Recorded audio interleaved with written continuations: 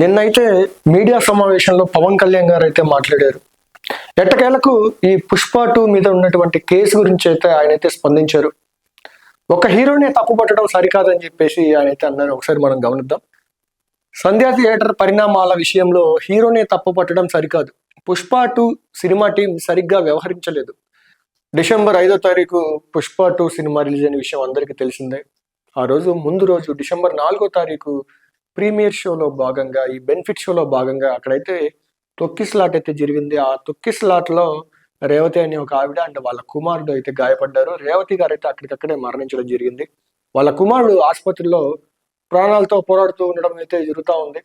And ఆ విషయం ఏదైతే మొట్టమొదటిసారిగా పవన్ కళ్యాణ్ గారు అయితే రియాక్ట్ అయ్యారు. ఏమని మాట్లాడారో ఒకసారి చూద్దాం. హైదరాబాద్ లోని సంధ్యా థియేటర్ ఘటనను పుష్ప 2 చిత్ర యూనిట్ సరిగ్గా డీల్ చేయలేదు. తప్పు జరిగిన తర్వాత వ్యవహరించాల్సిన తీరు అది కాదు. సినిమా కోసం ఒక యూనిట్ గా పనిచేసి ఏదైనా ఇబ్బంది వస్తే మాత్రం దానికి సినిమా హీరోని బాధ్యుణ్ణి చేయడం సరికాదు. అనవసరంగా గూడితో పోయేదాన్ని గొడ్డల వరకు తెచ్చుకున్నారు. ఈ అంశంలో తెలంగాణ ముఖ్యమంత్రి తప్పు పట్టాల్సిన అవసరం లేదు. గోరుతో పోయేదాన్ని గొడ్డల వరకు తెచ్చుకున్నారు. అక్కడక్కడే వెంటనే హీరోని తప్పు పట్టడం సరికాదు.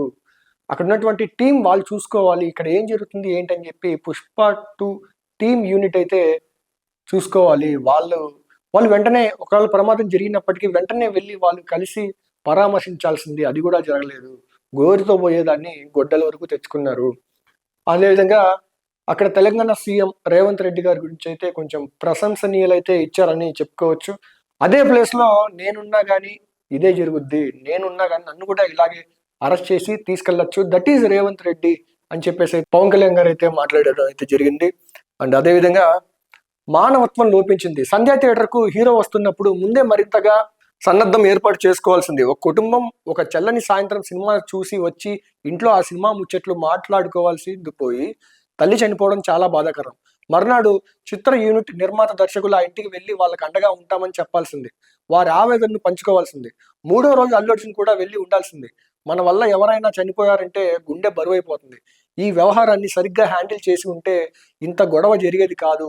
ఇక్కడ మానవత్వం కూడా లోపించింది అని చెప్పేసి అయితే పవన్ కళ్యాణ్ గారు అయితే అన్నారు. పుష్ప 2 యూనిట్ వెంటనే రెస్పాండ్ అయ్యి వాళ్ళ దగ్గరికి వెళ్ళి వాళ్ళని పరామర్శించాల్సింది.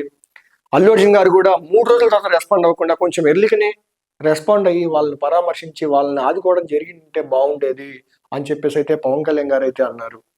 ఇక్కడైతే మెయిన్ గా మానవత్వం అయితే లోపించింది మనలో, ఇంత డిలే అవుతుంది న్యాయం జరగడానికి అని చెప్పేసి అయితే అన్నారు.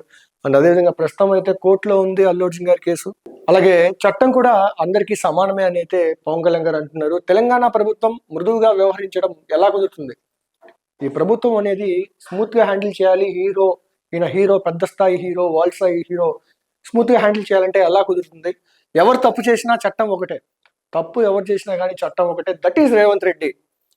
ఉప ముఖ్యమంత్రిగా ఉన్న నాపై కేసు నమోదు చేసినా అది తొలగించేయడం కుదరదు. ఒకవేళ నా మీద కేసు పెట్టినా అది తీసేయడం కుదరదు. చట్టపరంగా దాని పని అది చేసుకుంటా పోతుంది. నేను ఎవరనేది ముఖ్యం కాదు, నా వల్ల ఏం జరిగింది అనేదే చట్టానికి ముఖ్యం. నేను ఎంత పెద్ద మనిషి అనేది ముఖ్యం కాదు, నా వల్ల ఏం తప్పు సంభవించింది అనేది ముఖ్యమని అయితే మెయిన్ థీమ్ గా అయితే పవన్ కళ్యాణ్ గారు అన్నారు. ఎనివే పవన్ కళ్యాణ్ గారితో మనమైతే ఏకీభవించవచ్చు, ఎందుకంటే కరెక్ట్గానే మాట్లాడారు ఆయన. ప్రమాదం జరిగిన వెంటనే రెస్పాండ్ అయింటే ఇంతవరకు వచ్చేది కాదు. నిజంగానే ఆయన అన్నట్టు గోరుతో పోయేదాన్ని గొడ్డలు ఊరికైతే తెచ్చుకున్నారు పుష్ప 2 టీం యూనిట్ అయితే.